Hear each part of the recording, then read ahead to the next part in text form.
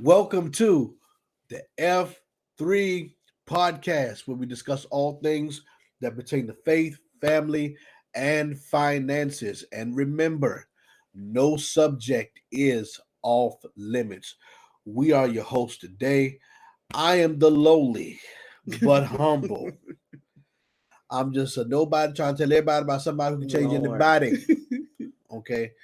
I am Dr. Lionel M. Blair Sr. I'm a senior because I have a junior who's precious and dear to my heart. And I'm sitting next to the wonderful, the grand empress, the glorious, wonderful, the delicious. All right now. Stop it. Amen. Saint Jasmine the First. Saint Jasmine the First, the sainted mother herself, Dr. Jasmine Blair. We got a good one for you today, as always. Welcome, everybody, to the F3 podcast. Shout out to all of our first time viewers. Listen, Yes, please yes, thank welcome. you. We're glad you're here with us. Be sure to like, subscribe, and share. Hit that little notification bell so you'll be notified every time we premiere a new episode. If you are mobile and on the go, you can find the F3 podcast where your favorite podcasts are streamed, but you can also download them here on YouTube and then take your YouTube with you, play it in the car. But listen, we're excited about today. You can click the links there in the description box if you want to find out how to be a supporter of the podcast, or if you've got a topic, or you got a question you want us to answer here on air, because we will talk about what your pastor wants. So today we've got a great topic. Today we're going to talk about the dynamics of money and ministry. This is a topic that always comes up, every so Yeah. often. We see something in the news, especially if it's, a majorly paid pastor or a major, ministry that has a lot of finances coming in. And I think this will honestly always be a topic until everybody either decides to run a church or run a business and they understand how finances work. Right. So we're going to pose these. I got a few different questions I want to pose you, and we're going to Okay. talk about today. Okay. So first, let's talk about the need for money in ministry. You have this saying, to go ye is going to cost ye. So Yeah. I want you to elaborate on that and talk about like the necessity of money in order to do ministry. Especially in this day and time, you got to realize that culture today and society today is way different than it was back then. You can Mhm. do a lot more with a little bit. Now, if you want to make an impact, you need more to make an impact. And honestly, for real, nothing is free. Nothing is free in this world. Okay. I get so sick of hearing folks saying that the gospel is free. The gospel is not free. It cost Jesus his very life. So if it costs Jesus his life, what do you imagine gonna cost you? Come on now. Stop saying the gospel is free. Grace is free. Okay. The gospel, okay, to carry that message is not free. Okay. So you need money to do ministry. And I don't know no other way to say that to y'all. You need money to do ministry. And especially if God has mandated you to do ministry a certain way, it's going to take a certain budget. It's going to take a certain budget. If God is saying that you're going to go all around the world and do this and that and the third, you need money to do that. Plane tickets cost money. Okay. I don't care if you want to get the worst seat in the back somewhere. Come on now. Plane tickets still cost money. Okay. Um, Lodging costs money. It does. Lodging costs money. Food costs money. You got to eat. Right. Hello. It costs money to do ministry. Okay. And a lot of y'all get mad when leaders and preachers labor in the gospel and they ask for money. Okay. And the first thing you want to say is, well, they pocketing all the money. Most of y'all don't even give enough of what it takes to do ministry To anyway. even have that complaint. For real. I want to pause you Go right ahead. there. Go I'm ahead. sorry. Go ahead. because you're talking good, but I want to like hit the point while Yes. you're on it. You're talking about how people preachers travel and people get upset when they ask for money. I want to pose it to you this way, because I don't think a lot of people realize when you have somebody that you're bringing in as a guest preacher. Let's say this person is coming in for one day. They're Right. literally coming to town, however they're driving. Let's say they're driving. We're going to go with the bare minimum Yeah. possible in this example because I want y'all to understand. So let's say this is one day, this person is driving to town, they're going to preach and minister a service or two that day. They're going to stay one night in the hotel and then they're going back home the next day, right? So this is literally the bare minimum of bringing somebody in that's not local. Let's say there may be a state over, so the drive is maybe about 4 hours. We going with the bare minimum here, Bare minimum. because I need y'all to understand these dynamics. And first of all, this I know most of y'all ain't never traveled nowhere. Forget passport. You ain't never traveled nowhere in the country. That's why the dynamics are confusing. Yeah. So we got this one pastor. We look past Watermelon. Pastor Watermelon, Evangelist Watermelon Evangelist Watermelon is coming to speak at ABC Church. Right. She is coming Sunday morning for the 11 a.m. in the evening 4 p.m. service. Right. Okay, that person needs a hotel room at the bare minimum. So a clean one. For a decent hotel that's clean, that's not a motel where there's security in the lobby, and you don't have to worry about no creepy crawly guests, you're going to spend about $150 to $175 for that one day. On average, this is just the low end. This is just for the hotel. This is not something big and fancy. And really, I'm talking about further south, like mid-south, because if you're going further north or you're going further south, that hotel room is going to be $200. You talk about, New Jersey, Pennsylvania area, talking $200 to $250 just for one night for the hotel. We're not even talking about a fancy hotel with a jacuzzi bath. A basic hotel is going to run you anywhere from $150 to $225 a night. So we're going to say on average about $165, $170. That's just for the hotel, right? Yeah. We haven't even gotten the Evangelist Watermelon, nothing to eat, no gas money yet. We ain't got there yet. So this person is staying for one night. They're getting there. Let's say they're there at 11 o'clock. Okay, maybe you have some you probably go to lunch or something like that in between, which you should, because if this person has been on the road, they're traveling, they're getting off the road, they might have ate something along the way, but after they've poured out minutes, okay, that would be a good time to go to lunch. So let's say you do it basic. Right. Let's say you go to, a little Ruby Tuesdays or something like that. You're going to spend about $25 to $30, on that meal. That's not some big lavish meal. That's not lobster and steak and all this stuff. That's just a basic meal and something to drink and maybe a little side salad in the tip. Yeah. It's $25, $30, right? So hold on, look, let me get my calculations together. So we said the average for the hotel is $225. Hold on, plus $150. So the average is actually $187. So we're gonna go $175. We're gonna go $175. Now we're gonna add this $30 for this meal. So we up to $205. And all we did is pay for the hotel and one meal. We not done yet. Come on. We're not done yet, right? So usually, if the church has been trained in hospitality and honor, keyword trained, they usually prepare some type of basket with gifts, a car, might have some mints, some snacks, some water, just to show some appreciation and some kind of honor. Because again, you in this hotel in this strange place, it's not like you can just go down in your cabinet to get certain stuff. Sometimes, there's mints, there's notepads, just little thank you gifts. Sometimes they have soaps and lotions. It just depends. But the level and the quality of that gift basket depends on the level and quality of honor in that house. Right. I can always tell that how a ministry prioritizes honor for bringing in a guest speaker by the quality of that basket. Or if there even is a basket. Let me say it that way. Yeah.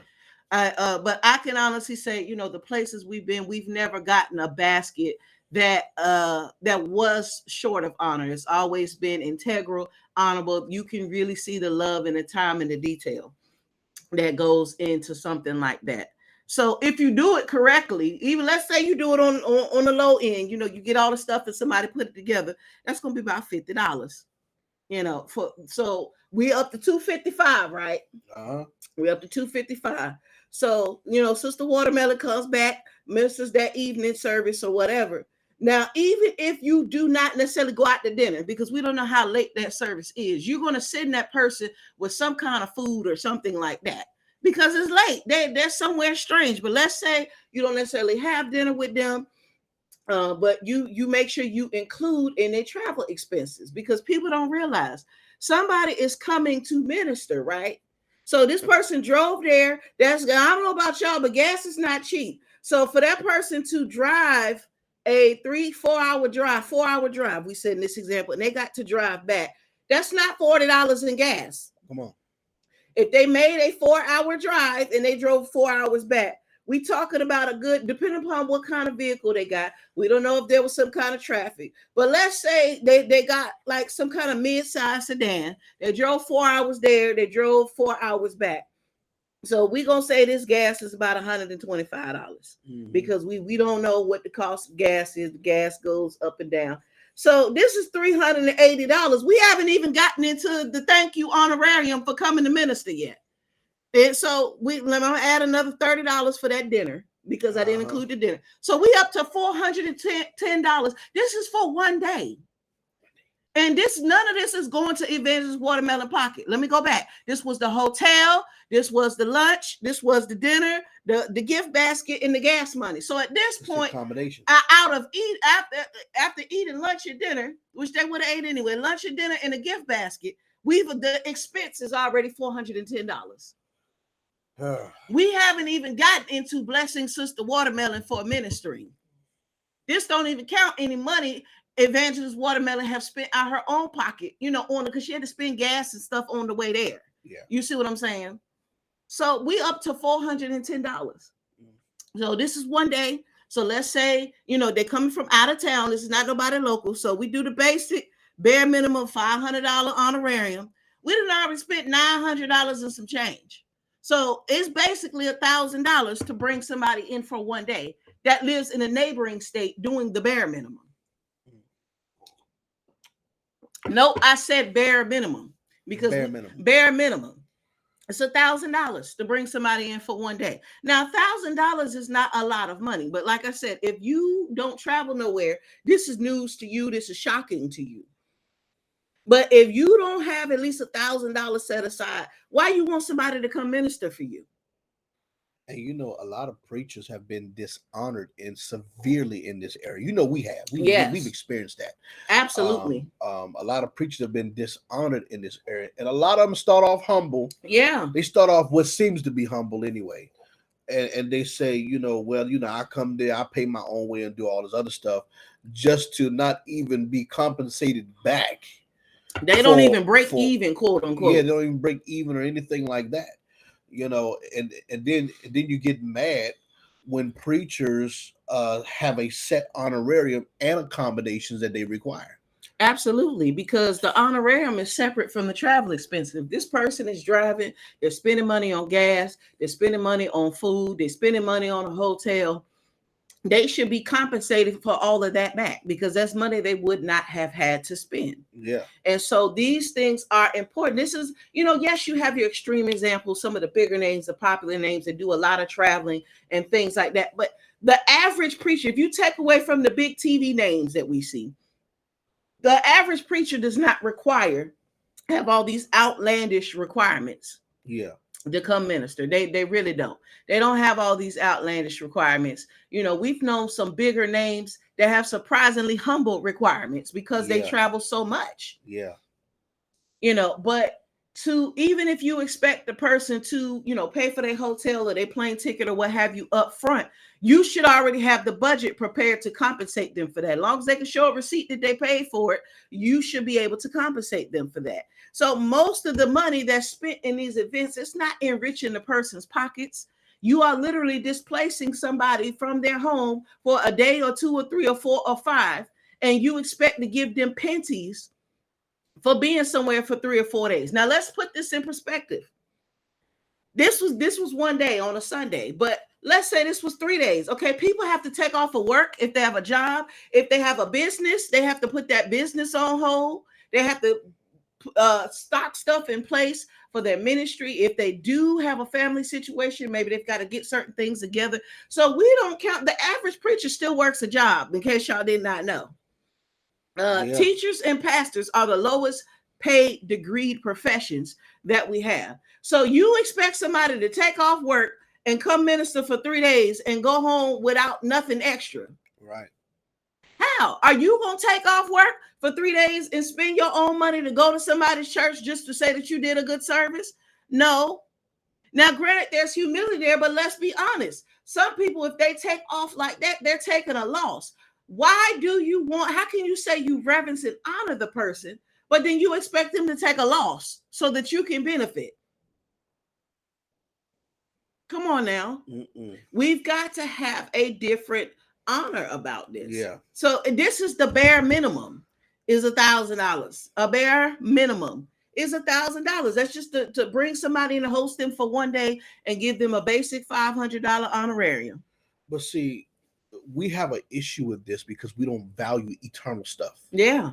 We don't value eternity in eternal stuff. Mhm. So this is why y'all treat the vessels of God a certain way, because you don't really value the things of God or God in the manner that you should.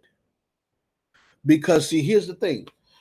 Jesus said, what he that receives you receives me. And he that receives me receives him that sent me. So how you treat the men and women of God is how you treat God. That part.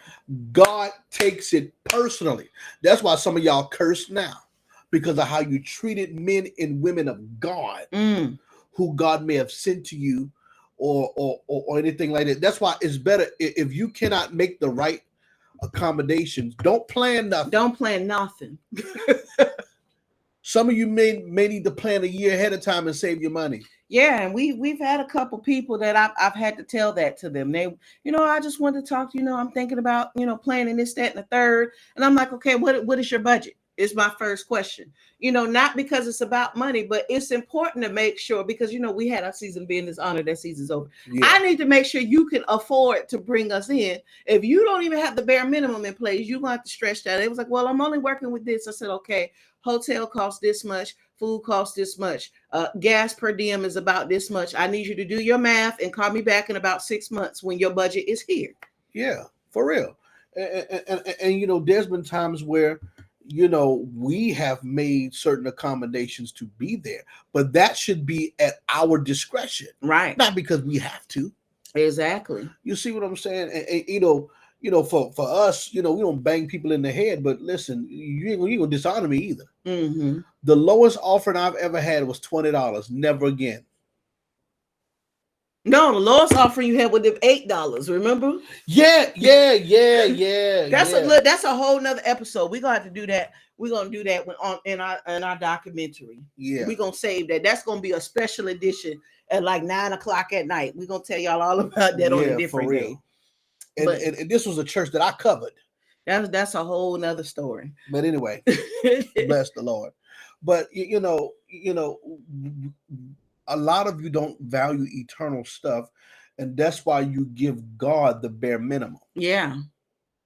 Because see, you're looking at the vessel. You're not even considering the fact that this is God. This is something that Jesus takes personally. Mm-hmm. You understand what I'm saying? Now, I'm not talking about the big names that charge 30, 40, and 50 grand to come preach at your church. I'm not talking about those names. You understand? We are talking about basic, bare, minimum ministry. And truth be told, a lot of people are trying to host stuff to be wonders, okay, when they really need to be sitting under someone and getting the proper discipleship they need to become what they are supposed to be. Because see, if you do that, then you will have what you need to do what God has called you to do. Why do you want to host a conference? Mm-hmm. Why do you want to host a conference? And then, some people, I look at some people, they host these conferences and they have all these speakers. Why do you need 5 speakers for 3 days? You don't. No, because you think the name is going to draw the rest of the budget. Mm-mm. I look at some of these guys, I'm like, okay, how in the world do they afford all these people? Right. Now it's different if you're doing something a week long. You got a bunch of names, a bunch of sessions. That's great if you're doing an intensive that you've properly planned for. Yeah. I've known people that have done things like that, and they plan for these events a year or more in advance. Yeah. And there is a registration fee that matches to be able to cover the budget. Yeah. And that's another thing. People, why I got to pay a registration fee? So that in addition to what you're receiving, you have to be properly honored. All these people have to be compensated for. And the reality is, if you're doing an event, so now we kind of switch it to the conference piece, which was my next question. Mhm. People, well, if it's a church, why are they charging for a conference? Why should I have to pay to come to an event? I'm gonna let you talk on that one first before I get on this one. So go ahead. People, well, Jesus ministered for free. Why? The No, church he is all didn't. about money. Why I gotta pay, $25? Why I gotta pay $50? Why do I have to pay to come to this conference or to come to this workshop or come to this event? Jesus freely ministered. There's a difference between freely ministering and ministering for free. Mm-hmm. He freely ministered, but he took up an offering. And he watched to see who put what in the offering too. Y'all pastor did that today, boy. Y'all will be mad. But Jesus took up an offering. I'm not gonna do no less than what the master did. Mm-hmm. You understand? So when it comes to conferences and all of that kind of stuff, first of all, the workman is worthy of his hire, the Bible say. Mm-hmm. He's worthy of his hire. All right. So this is the Bible, right? So why do churches charge for conferences? Because if you want to have a specialized event, you need a specialized budget. Because people are taking time away from their families, like you said earlier. They're taking time from their families, their businesses, their homes, and some of their churches to be a part of that particular conference. So you need a budget to cover the expenses.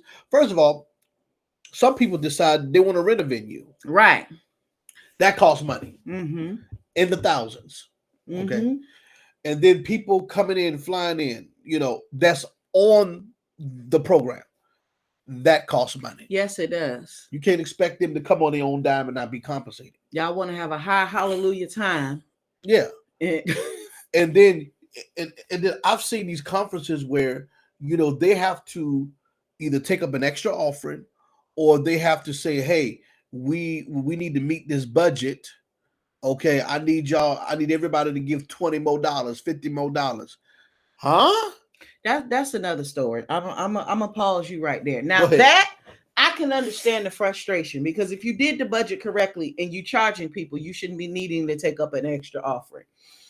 You should have, first of all, you should have had the conference budget together before you put the flyer out. Yeah.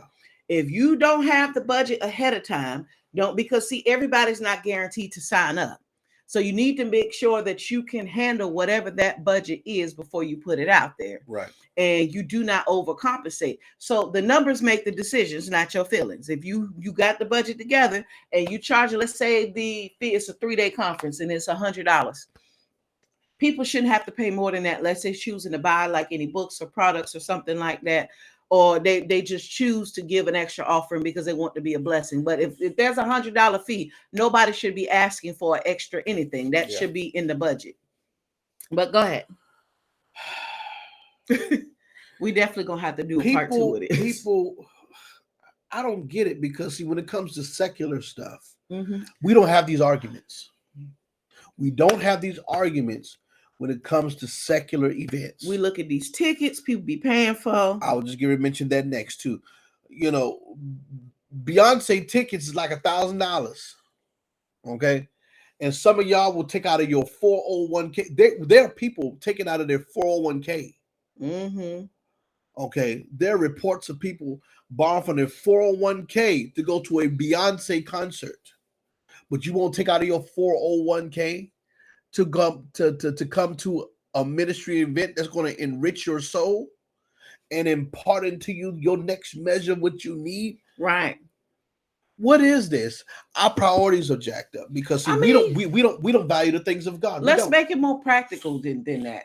Look Uh-huh. at people taking out loans to go to college. People will go to school. People go to trade school. They'll go to barber school, hair school, nail school, Yeah, mechanical school, electrical school. We have no problem spending money to advance our career, but we have a problem spending literally a fraction of that, a tenth of that, in order to advance our spiritual walk and our development. we won't deny ourselves for 2 weeks of going out to I've seen eat. people complain over a $25 registration fee. I think the last online workshop that we had, it was 2 sessions. It was online. It was only $25. Right. Well, when the church start charging, it's $25. If you can't invest $25 for the information, you're not going to be able to have the money to invest towards using what the information was for. And what we give is worth way more than $25 was, COVID was still at the height. People just get back to work. So it's like, okay, we're going to make this $25. Right. We want it to be affordable for people. But $25 was not a whole lot. $25 was not a whole lot. So if you can't spend this much, you spend thousands of dollars go to school, but you won't spend $25, $50, or $100, or even $150. Come on. To enrich and invest in your spiritual walk and your development. Something is wrong. Something is very, very wrong. And a lot of us have to start looking at the things of God differently. Yeah. You can't look at it as spending money. You have to see the investment in your future. And that's part of the issue. We want to invest in other things, but we don't want to invest in going forward. And we want better and then people love to complain. Well, they could have had this, they could have had this. Well, yeah, they could have, but then they would have to raise the price. They have to budget to accommodate for those things. Right. So you've got to really see the fullness of it. I think the next question, I'm gonna ask you one more question. It's gonna be the last question for this episode because we're definitely going to have to do a part 2 to this. So when it comes to the dynamics of money and ministry, we talked about, basically the itinerant ministers and people traveling and, the dynamics of what that looks like. We've talked a little bit about conferences and some of the breakdown there. Yeah. Now, what is your thought when, still on the conference piece or the event piece, when people bring like their books and products and stuff to sell, people, why they still selling stuff? What is your take on that? Because most people that have a book that's worth something. Yes. Because some of these books suck. If your book is worth something, you've paid the price to publish it. Hello. Right? If you've never published a book, that's a whole price in and of itself. That's a whole, people come out their pockets for that, right? So if the substance in the book is worth something, then you need to pay into that. The Bible says, buy the truth and sell it not. In other words, I shouldn't have to sell the truth for you to buy into it. But nevertheless, you need to buy into it. That's it. So you need to purchase the truth. And I think people forget whatever goes into the conference, that's not going to anybody's pocket. 90% of that is going into the conference budget that was already spent. And then the rest of that, if any is left over, is either going towards the honorariums or that finite amount is going back into the ministry for whatever the next conference is. So whatever books or products somebody may have, that's really the only compensation that they're really getting, unless they were invited in to speak and they have an honorarium. You see what I'm saying? Yeah. So yes, extra money for them. And yes, they are deserving. Absolutely. They are deserving. They spent the hours writing the book. If you don't want to buy it, don't be mad at somebody that wants to buy it. But listen, we're going to stop here. We're definitely going to pick this up on the next episode so we can continue this conversation. Yes. Stay tuned for more. Follow us over on IG at King and Queen Blair. And until next time on the F3 podcast. Goodbye.